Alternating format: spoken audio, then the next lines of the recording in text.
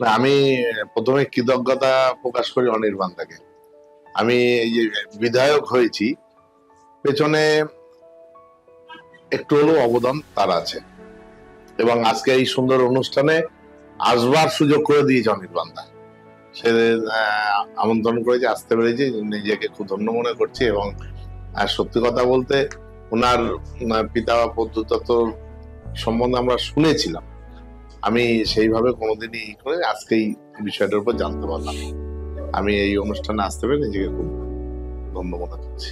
মানে ওনার ধারাটাকে বজায় রেখেছে অনির্বাণদা। আমার সাথে অনির্বাণদার পরিচয় হয়তো আজ 1.5 বছর 2 বছর হবে, বেশি দিন নয়। এই খেলার সুবাদেই আমার নৈহাটির মাঠে খেলাধুলা হয়, এই সুবাদেই অনির্বাণদার সাথে পরিচয়।